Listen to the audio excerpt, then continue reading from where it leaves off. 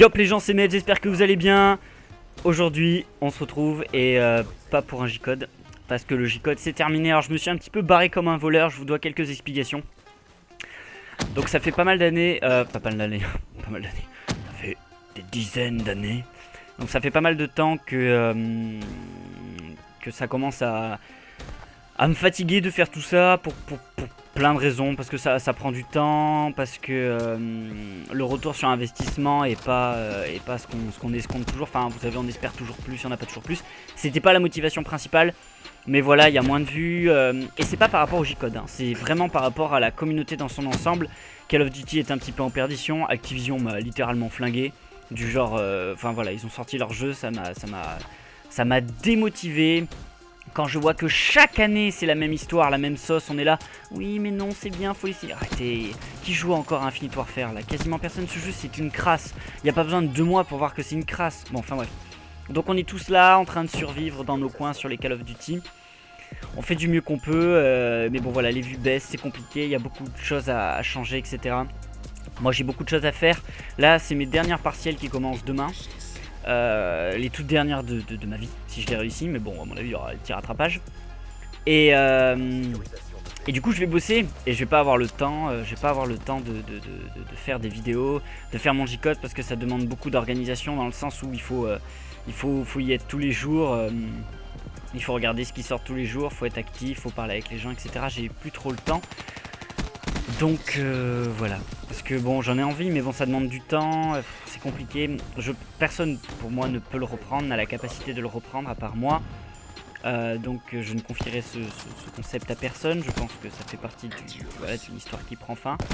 Qu'est-ce que je voulais dire d'autre? Il y avait plusieurs choix qui s'offraient à moi, c'est-à-dire soit tout arrêter, soit faire des choix. Et donc évidemment le choix principal que j'ai fait, et pour moi le plus important, c'est de continuer la KT.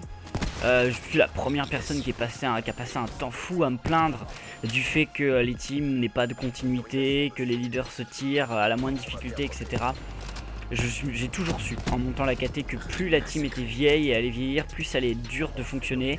En plus tout le monde sait voilà, que le jeu vieillit, ça devient de plus en plus dur de faire, même de produire du contenu, pas forcément juste de faire des vues, mais même produire du contenu, parce qu'il y a moins de joueurs compétents, tout simplement parce qu'il y a moins de joueurs. Les vieux sont partis, il y a un problème de transmission des valeurs, de transmission des techniques, de transmission de la passion du jeu, etc. Donc c'est compliqué de RC des bons players. On est dans un cercle vicieux en ce moment, c'est-à-dire que les teams font moins de vues, les grosses teams meurent, des teams, toutes petites teams se créent qui n'ont plus aucune influence, incidence, meurent. Tout le monde essaye de grappiller ce qui reste, donc essaye d'avoir fait le RC, le former d'un tel ou un tel. Plus personne ne croit à ce qu'il fait. Bon, vous allez me dire, ça a toujours été fait, hein. Moi ça n'a jamais été une excuse pour monter une team. Mais bon, moi je trouve que ça a changé quand même. Enfin j'ai vu les choses changer, et je trouve pas que ça s'améliore. C'est affreux de se dire que quand moi j'ai commencé, j'avais des repères. J'avais des leaders qui pour moi étaient des repères. Donc il y a plein de leaders que j'ai pas connus, mais pour citer juste des leaders que j'ai connus très rapidement, qui ont pour moi été des bons leaders et qui étaient déjà là quand je suis arrivé. Donc je pense particulièrement à Renergy quand il leadait la Shock, ou même à Sky quand il leadait la Viso, etc. Pour moi c'était des leaders qui étaient exemplaires, même s'ils étaient pas... s'ils font pas les mêmes choses que moi j'ai fait, etc. Mais c'était quand même des modèles à suivre, tout au moins pour une certaine rigueur, certains objectifs, etc. Ce sont des gens qui ont monté des structures qui ont marqué une trace. Je connais moins bien les leaders des autres grosses teams, genre la IR, etc. La ADLM, quand je suis arrivé, elle était peut-être sur une pente un peu moins descendante, dans le sens où elle avait pas autant d'influence quand moi j'ai commencé à connaître un petit peu, elle perdait un petit peu en influence. Elle était moins, enfin voilà, tout simplement, je sais pas comment expliquer, je pense que vous m'avez compris. J'ai pas connu les gros leaders des teams d'avant, donc c'est-à-dire la Zenith, toutes ces grosses teams, voilà, des teams qui avaient, voilà, ou même la grande époque de la E7, etc. Mais bon, j'avais des modèles. Après, il y a eu les leaders de ma génération, donc que je considère comme des grands leaders.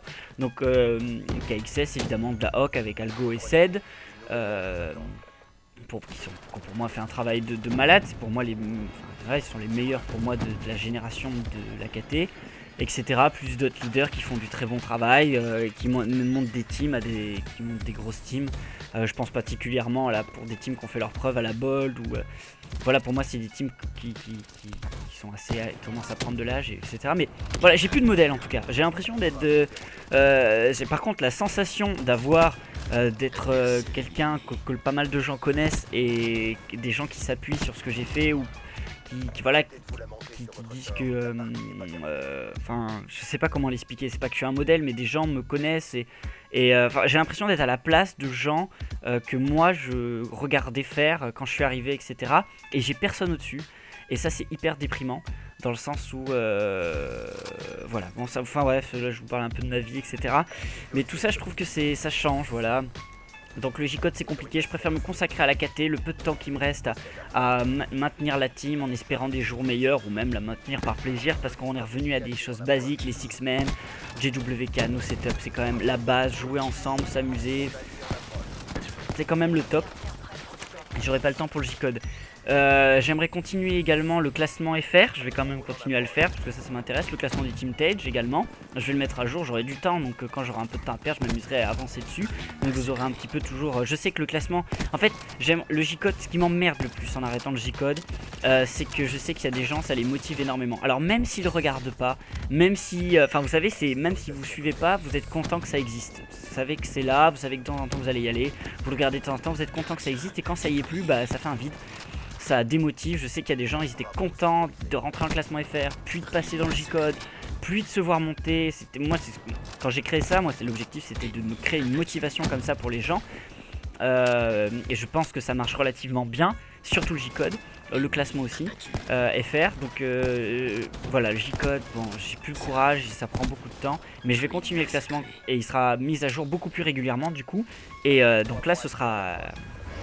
ça continuera à motiver certains qui veulent monter des teams parce que c'est bien de monter des teams même si on passe notre temps, moi le premier à tacler les petites teams, voilà, parce que sur 10 teams qui se montent, on va dire 5 teams qui se montent, il y en a une qui sera viable, mais je veux dire s'il n'y avait pas cette espèce de bouillon originel de team, il n'y aurait rien qui en ressortirait, donc c'est toujours pareil, faut savoir critiquer, faut savoir s'énerver, faut savoir de temps en temps faire la part des choses.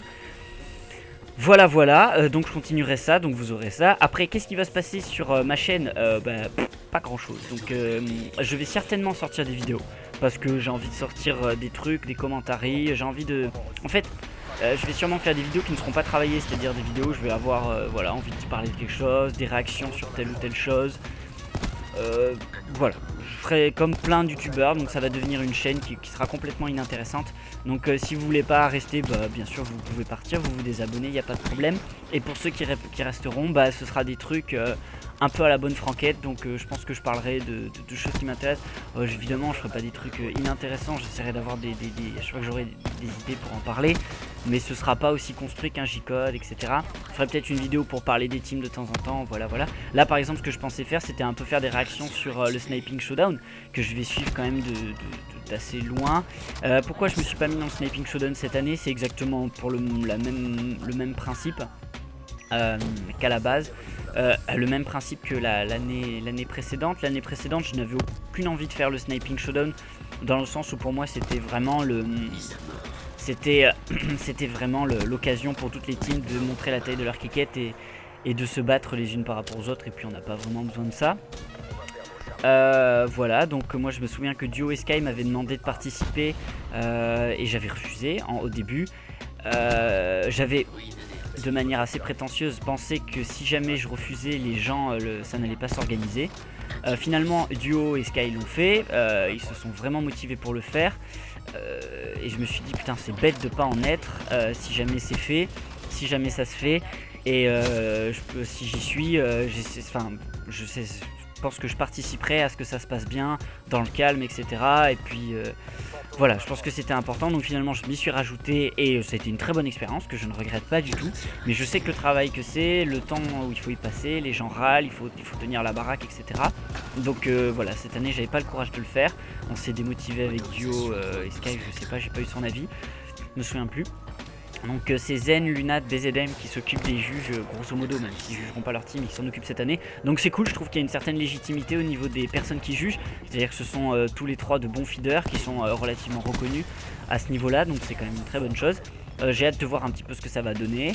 Voilà, voilà. Donc je voulais vous faire des petits pronos du premier tour. Si je retrouve le... évidemment je vais pas le trouver, attendez, si je retrouve le bracket. Le bracket. Alors, tac. Donc, qu'est-ce que je pense de tout ça?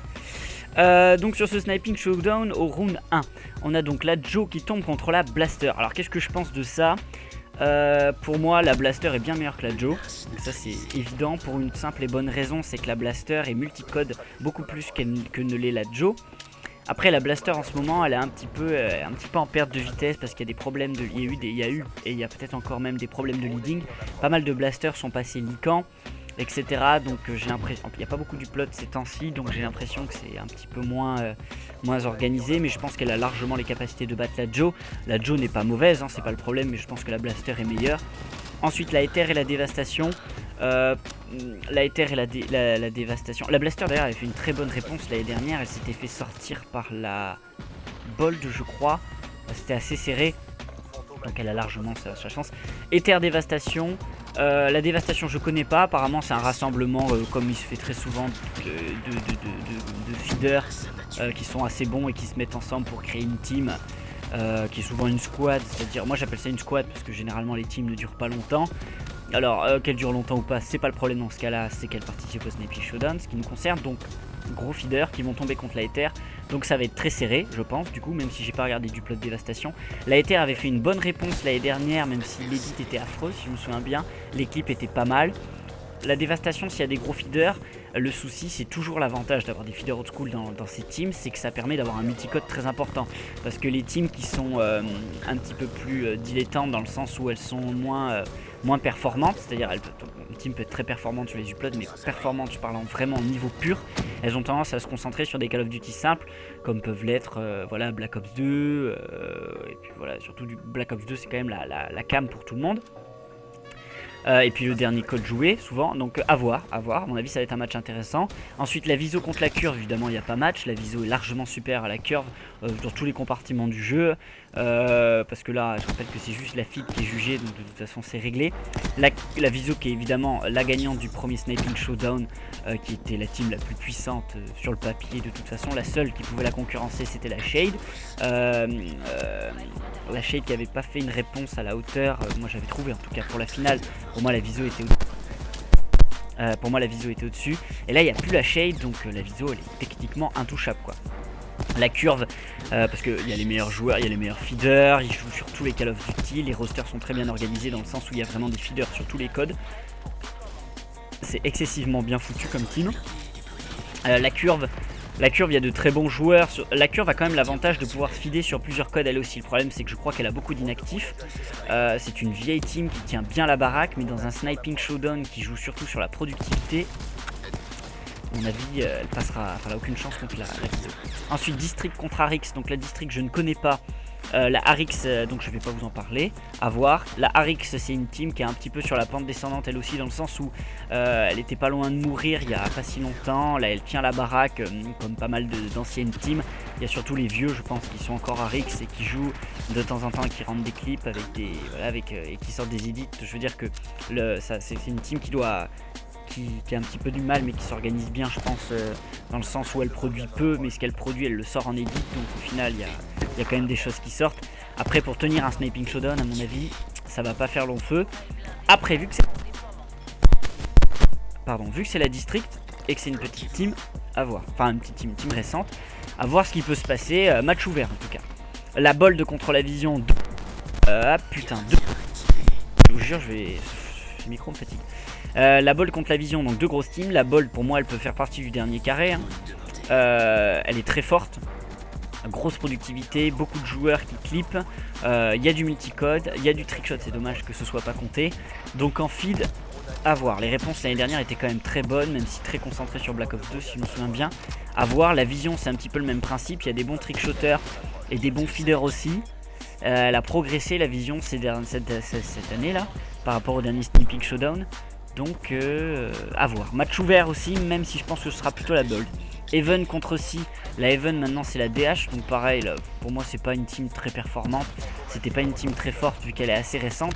La Si est une team qui est assez... me fait penser à la Save, c'est-à-dire c'est une team qui est assez discrète dans les uploads, mais elle sort souvent de très très bons uploads. Qui sont d'une très bonne qualité d'édit et les clips sont très très bons. L'année dernière elle avait surpris, elle avait passé un tour ou deux je crois. Donc il y a moyen, moi je miserais plutôt sur la Si. En plus elle a l'expérience du Sniping Showdown, donc peut-être qu'elle va bien se gérer et bien organiser son truc. La Ravens contre la Jhin, la Jhin a déclaré forfait donc c'est la Ravens. Et la Tribe contre la Ice Lee, pareil là il n'y a pas photo, c'est la Tribe qui va évidemment écraser la Ice Lee. La Tribe a beaucoup de grands feeders, la team a une vocation à devenir très forte. En feed, même si c'est concentré BO2, elle va sortir des gros bangers, je me fais pas de soucis.